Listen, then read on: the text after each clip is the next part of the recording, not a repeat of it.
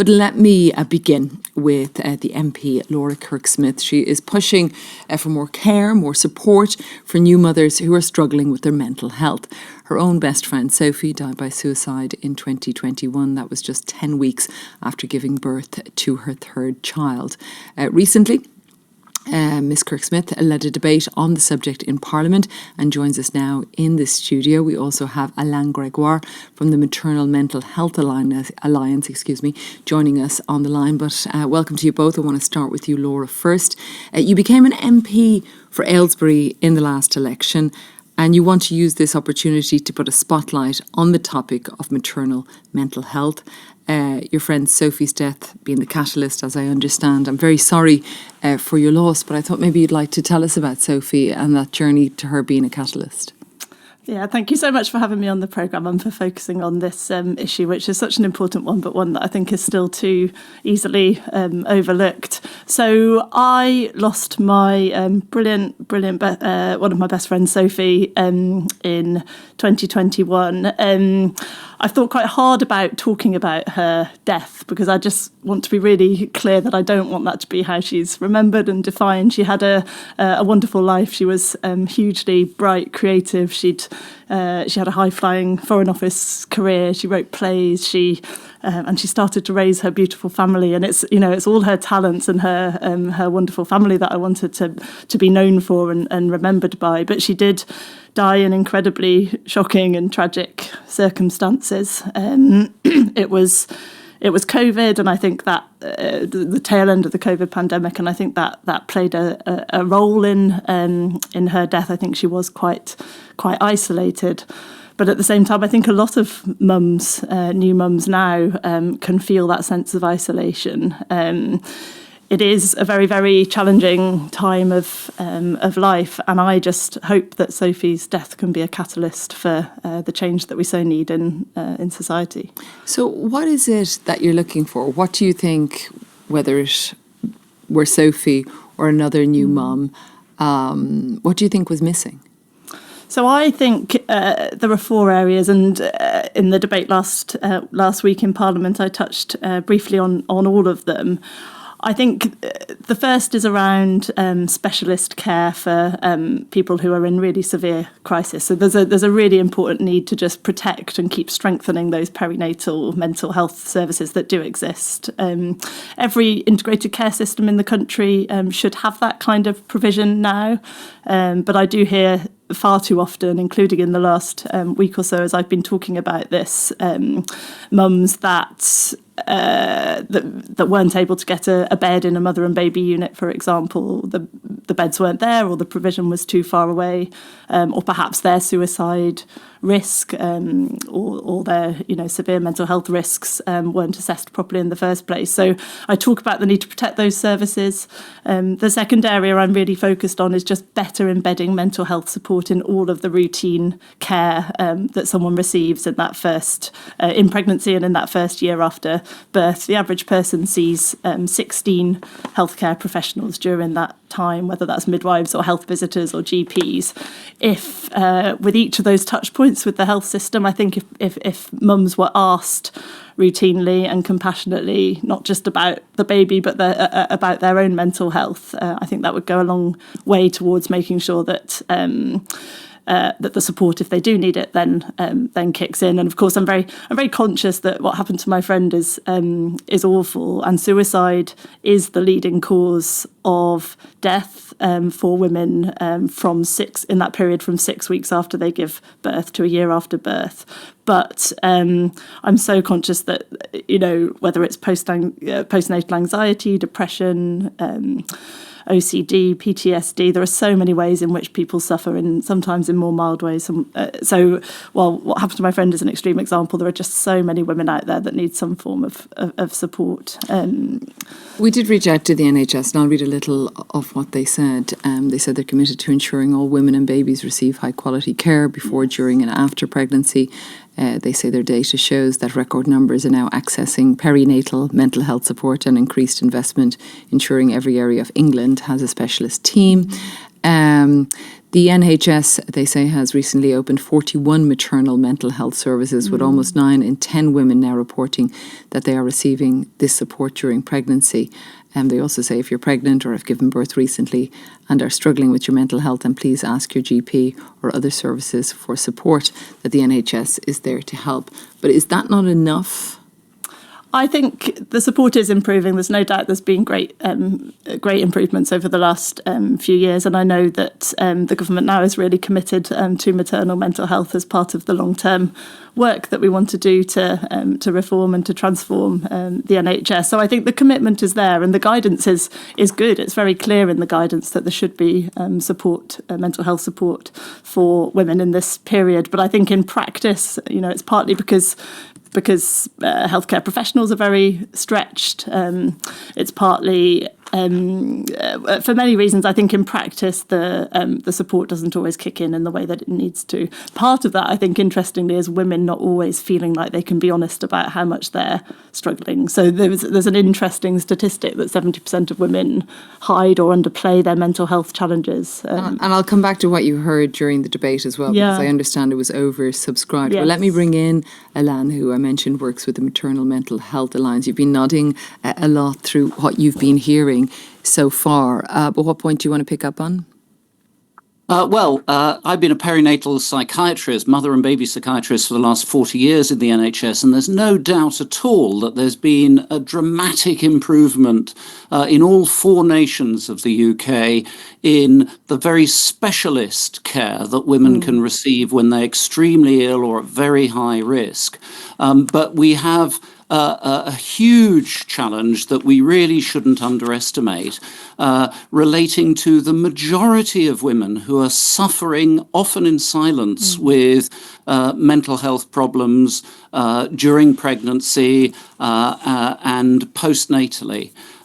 Who are not recognised by services, by the professionals that they see. And, we mustn't forget, the NHS invests huge amounts of money in maternity care, where all women have contact with highly trained professionals, but in physical healthcare. And yet the most common health complication of having a baby is depression, and that's just one of the mental health conditions. And the main cause of death postnatally is mental health.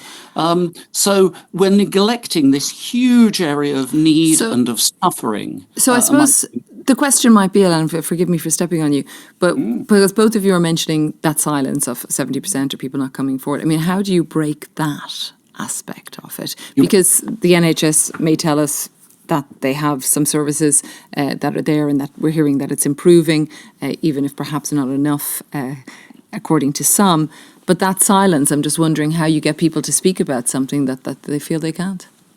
Well, the NCT, the National Childbirth Trust, a few years ago did a wonderful survey of women with mental health difficulties, asking them why they didn't come forward with their difficulties. And that was very revealing. The main cause was that they feared talking about their mental health problems. Women were frightened that they would be judged, and indeed, very commonly, that they would have their baby taken away because they had a mental health problem. That simply isn't true. That doesn't happen. But for some reason, women fear it. Yeah, for some reason, that message is not getting through, that your baby will remain with you, even if you talk about these issues. I'm also want to come back to you, Laura, on a couple of aspects. I did see the speech that you gave in Parliament, and you talked about feeling guilt after this happened, and I can't imagine such a painful time as well. And you're looking for more support for others. Do you want to talk about that a little bit? Yeah.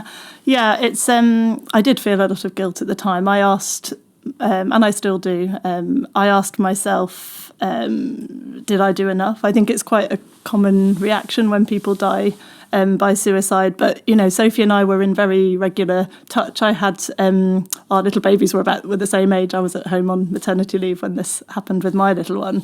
And we were constantly swapping notes about,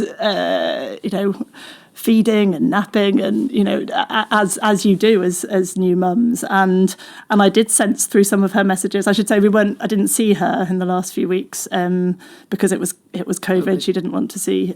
She didn't want visitors. She was and she was also at home recovering from a C-section.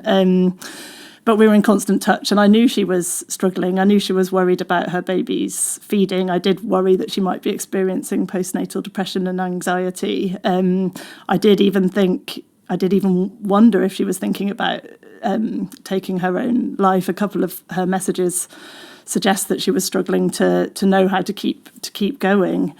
And I just wish I had been bolder in asking about that explicitly.